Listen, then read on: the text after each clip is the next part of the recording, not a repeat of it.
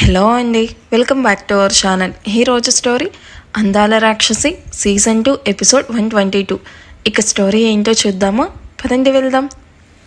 విషిత చెప్పిన మాటలు వినగానే ఆయుష్ కళ్ళు ఎర్రపడ్డాయి. తన ప్రాణం ఎవరో లాగేస్తున్నట్టు ఫీల్ అవుతూ ఒక్కసారిగా 2 అడుగులు వెనక్కి వేశాడు. ఆ కదలికలో ఒక రకమైన వణుకు, షాక్ స్పష్టంగా కనిపిస్తున్నాయి. కానీ మరుక్షణమే ఆ నిశ్శబ్దాన్ని చీల్చుకుంటూ ఆయుష్ గట్టిగా నవ్వడం చూసిన అందరూ ఒకరినొకరు చూసుకుంటూ ఉంటారు. ఆయుష్ నవ్వు హాల్లో ప్రతిధ్వనిస్తుంటే అప్పటి వరకు గెలుపు తనదే అన్నట్టు గర్వంగా నిలబడ్డ విషిత ముఖంలో రంగులు మారాయి. తన కళ్ళల్లో అప్పటి వరకు ఉన్న నవ్వు మాయమయ్యి ఒక తెలియని భయం మొదలవుతుంది. ఆయుష్ నవ్వడం ఆపి విషిత కళ్ళల్లోకి సూటిగా చూస్తూ, ఏంటి గాల్లో కలిపేశావా? వావ్, అద్భుతమైన కథ చెప్పావు విషిత. కానీ ఇక్కడ ఒక చిన్న తప్పు చేశావు. నీ కళ్ళల్లో కనిపిస్తున్న కంగారే చెప్తుంది నువ్వు ఆడుతున్నది నాటకమని. నువ్వు ఆడే నాటకం, చెప్పే అబద్ధం అన్నీ నాకు తెలుసు. నా ఆశను చంపడం అంత ఈజీ అనుకుంటున్నావా? నా గుండె కొట్టుకుంటుంది అంటే అక్కడ నా ఆశ సేఫ్గా ఉందని నాకు తెలుసు. ఎందుకంటే తన గుండె కొట్టుకోవడం ఆగిపోయిన మరుక్షణం ఈ ఆయుష్ ఊపిరి ఆగిపోతుంది. అన్నయ్య అంటూ ఆయుష్ మాటలకి వెంటనే రియాక్ట్ అయిన నిషాన్ వైపు ఓసారి చూసి విషిత వైపు చూస్తాడు. సో నిజం చెప్పు, నా ఆశ బ్రతికే ఉందన్న విషయం నీకు తెలుసు, నాకు తెలుసు. మర్యాదగా ఆ విప్లవ్ నా ఆశను ఎక్కడ దాచాడో చెప్పు అంటూ కళ్ళు ఎర్ర చేస్తూ అడుగుతూ ఉంటాడు ఆయుష్. నమ్మకం మనిషిని పిచ్చివాణ్ణి చేస్తుంది ఆయుష్. నేను చంపేశాను అని చెప్తున్నా ఇంకా ఆశ బ్రతికే ఉంది అంటావేంటి? ఆయుష్ విషిత దగ్గరికి వేగంగా వచ్చి ఆమె చుట్టు పట్టుకొని పక్కనే ఉన్న టేబుల్ వైపు లాగుతాడు. నమ్మకం కాదు విషిత, అది నిజం. నువ్వు ఎంత క్రూరంగా ఆలోచిస్తావో నాకు తెలుసు. ఒకవేళ తనని చంపేసుంటే ఈ పాటికి ఆ విషయం నాకు తెలిసేలాగా చేసి నన్ను మానసికంగా చంపేసేదానివి. కానీ నువ్వింకా తన పేరు ఎత్తుతున్నావంటే తనని ఎక్కడో దాచావు. ఆయుష్ అక్కడే ఉన్న ఒక గ్లాస్ వాటర్ బాటిల్ని పగలగొట్టి ఆ పదునైన గాజు ముక్కని ఆమె మెడ దగ్గర ఉంచుతాడు. ఇప్పుడు చెప్పు, నాకు పేషెన్స్ తగ్గిపోతుంది. నీ శరీరానికి తగిలే ప్రతి గాయం నీ అబద్ధాన్ని కరిగించాలి అంటూ విషిత చేతి వేళ్ల వైపు గాజు ముక్కలతో గట్టిగా ఒత్తుతాడు.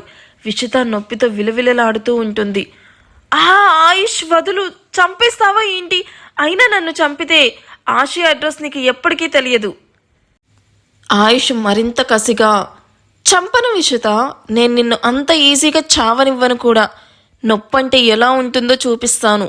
నువ్వు అనుకుంటున్నావు కదా ఆశ నీ చేతుల్లో ఉందని, కానీ ఇప్పుడు నీ ప్రాణం నా చేతుల్లో ఉంది. నువ్వు ఒక్కో అబద్ధం చెప్తుంటే నీ శరీరం మీద ఒక్కో గుర్తు మిగులుస్తాను. ఆ నొప్పి భరించలేక నీ అంతట నువ్వే ఆశ ఎక్కడుందో చెప్పాలి అని విషిత మెడ మీద గుచ్చగానే విషిత నొప్పితో ఏడుస్తూ, ఆపు ఆయుష్ ప్లీజ్. ఓకే, తనని నేను చంపలేదు, చంపలేను కూడా. ఎందుకంటే ఆశి అంటే విప్లవ్కి ప్రాణం. తననేమైనా చేస్తే నన్ను బ్రతకనివ్వడు. అందుకే చంపలేకపోయాను. ఆశి బ్రతికే ఉంది, కానీ తనని నువ్వు కలుసుకోవడం అసాధ్యం. విషిత మాటలకి ఆయుష్ సీరియస్గా చూస్తూ, సింహం పక్కన కూర్చున్నంత మాత్రాన నక్క ఆడపులి అయిపోదు.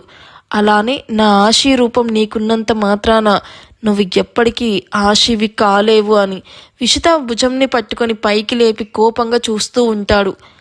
మోహిత్ భయంగా ముందుకు వస్తూ, బావా వదిలే, తను చచ్చిపోయేలా ఉంది.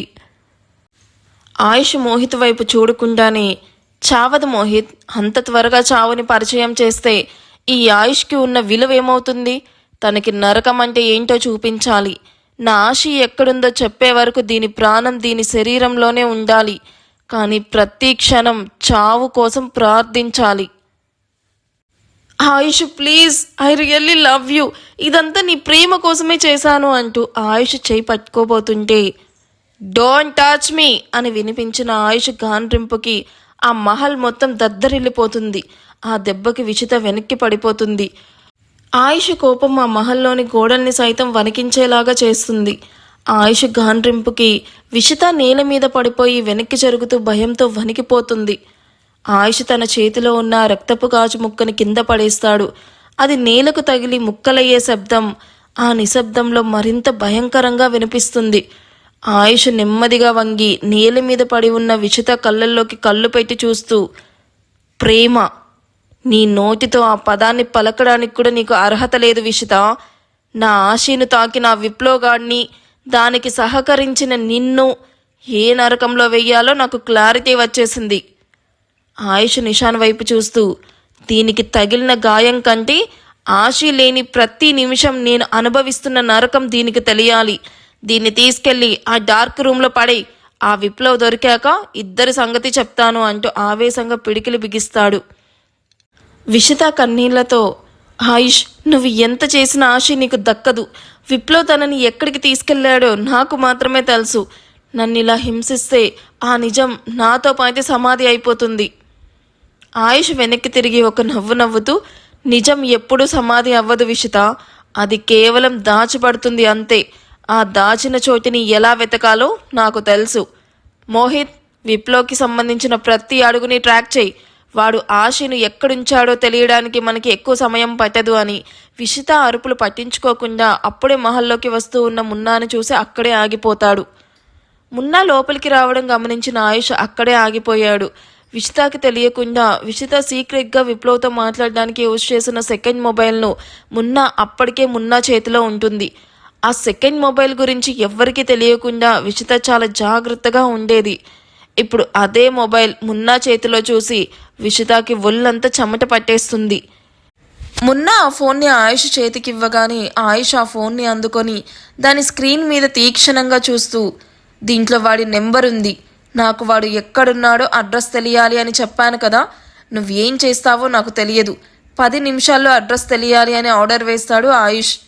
మున్నా వెంటనే తన ల్యాప్టాప్ ఓపెన్ చేసి ఆ మొబైల్లోని సిగ్నల్స్ మరియు కాల్ డేటాను సర్చ్ చేయడం స్టార్ట్ చేస్తాడు. హాల్లో కేవలం టైపింగ్ శబ్దం, ఆయుష్ వేగంగా తీసుకుంటున్న శ్వాస మాత్రమే వినిపిస్తున్నాయి.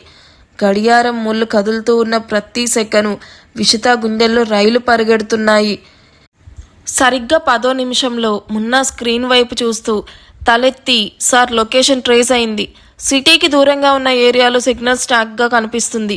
వాడు ప్రజెంట్ అక్కడే ఉన్నాడు అనగానే ఆయుష్ మొహంలో ఒక మెరుపు. అది వేటాడబోయే సింహం మొహంలో కనిపించే క్రూరత్వం అని అక్కడున్న అందరికీ అర్థమవుతుంది.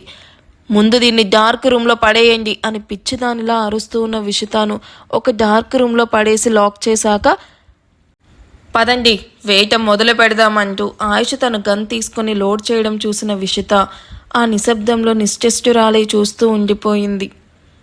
ఎలా ఉంది ఎపిసోడ్? బాగుందా? ఈ ఎపిసోడ్ మీకు నచ్చితే ప్లీజ్ లైక్ చేసి హైప్ ఇవ్వడం మర్చిపోవద్దు. Thank you for watching. Bye.